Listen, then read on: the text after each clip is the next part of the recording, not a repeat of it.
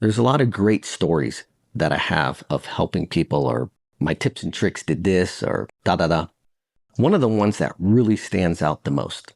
And yeah, a lot of people will be like, oh, he's making it up. He's lying. But I don't have to make it up for myself. Chicky was there with me. I wish I could have recorded it. It was very early on. I think it was my second year on YouTube. Maybe not even my second year, but it was within that sort of pocket. So I was playing, and the chickie ran into somebody, and he wanted to meet me. So she brought him over. He spoke little English. He was a Hispanic guy. And he came, first thing he did was hug me. And I had the chickie translate a little bit. He was able to speak a little bit of English, but for the most part, she helped with the translation. First thing he did was hug him, thanking me, thanking me, thanking me. And the chickie was explaining that his wife left him because of his gambling habit. He lost a lot of money, basically what they had saved up. So she went back to Mexico. So she left him. And his sole goal was to win her heart back, or to show that she can trust him, and that that was it. He was basically trying to win her back, try to get her back to the States, because he had a good job here.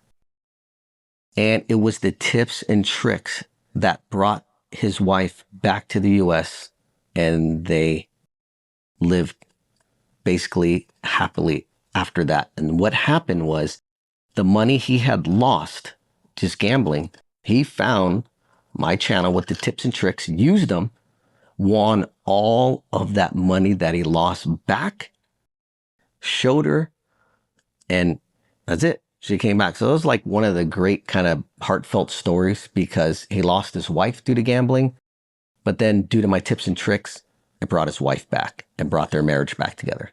All right, I'm going to touch on one more thing with this whole tech stuff, sort of like with the slot machines and all that.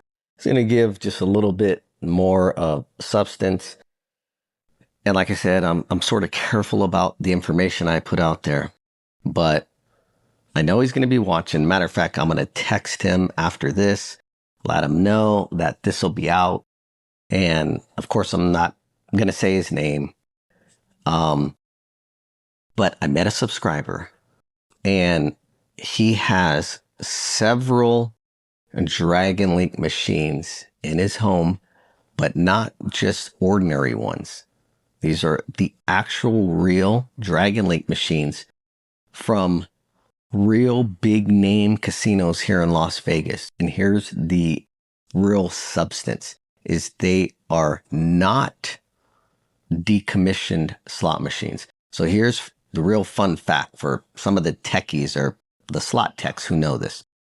So when you decommission a slot machine from a casino, there's sort of a reverse sort of programming of what they've done to it, because in the gaming menu, the casino has a way to manipulate certain things. So all that's erased, strip, and sometimes there's a chip, depending on the slot machine. It's removed. It's basically reset back to the factory. Put it that way. Let's just keep it simple. It's reset back to factory. So they call it decommissioning the slot machine. So this person I know has non-decommissioned Dragon Link machines in their home from these big name casinos in Las Vegas. And it still has all of the original programming from the casinos, the original gaming menus, how they program them. There's so much more I want to give away, but like I told you, people watch. And I am going to get for you guys just little pieces of certain things that I can show you. And you will be surprised on how these machines can be manipulated and programmed. It would blow your mind on how the dynamics of the game can be manipulated outside of its default value, straight from the manufacturer. So that's sort of all I'll say with that. I wish I can get into more, because there's a lot. And like I said, once again, it's great, you know. I'm just going to laugh because it always makes me laugh. So these people with these slot machines in their home, yeah, they can point, oh, here's a slot machine behind me. Blair, let me show you the menu. That's funny, right? Because that is just so like, that's just so base level. That's just like anybody can do that. You can go on Alibaba and go buy a slot machine. Go look at that gaming menu. And if you ever have the luxury or the ability to see a real high-end casino based menu system, it's night and day. You know, it's like looking at the moon and looking at the sun. It's completely different. It's totally two different animals. But anyways, yeah, so all right, that's enough on that. I got way blown out of proportion with this whole tech thing.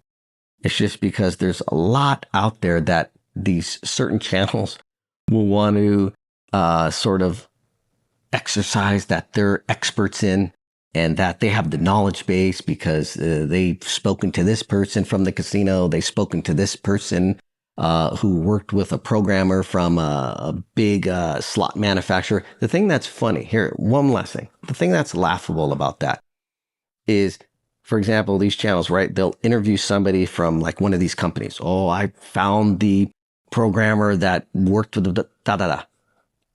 Do you really think that person who's on an NDA is really going to disclose any real valuable information that you can use, even when they're not there or working in that capacity anymore?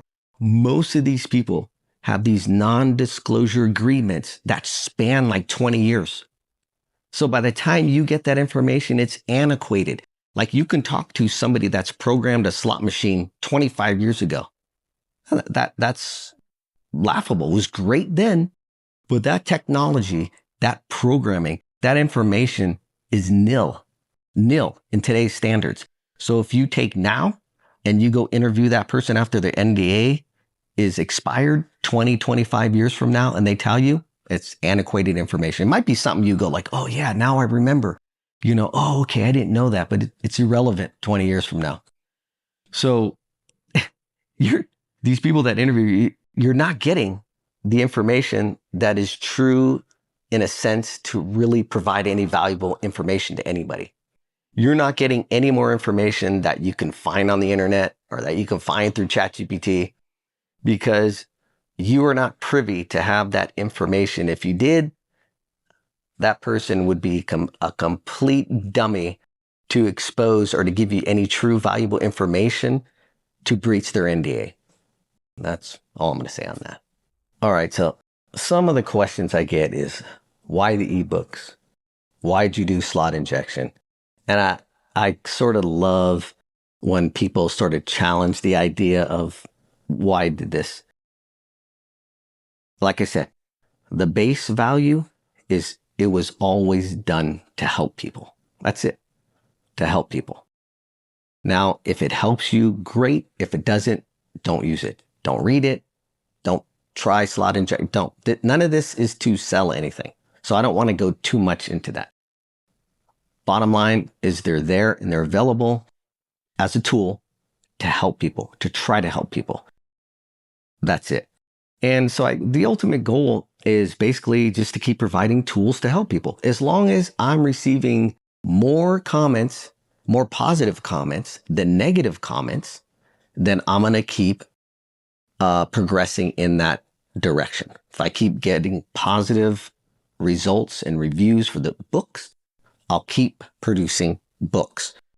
Same thing with any app. That's it. You don't see me do any big sponsorships, any big promotions. I mean, there are things that I'm thinking about, but that's not my real big goal. My goal is to help people. That's it. So let's just keep it at that. And like I said, I'll keep developing and doing things. I have a lot of things planned. I'm just not sure which comes first, how it's going to go, how I'm going to shape, how I'm going to mold stuff. And a lot of it just comes from feedback and how much of a positive impact something has to whether I further continue, build upon it, or expand it. And that's sort of how I shape and mold things.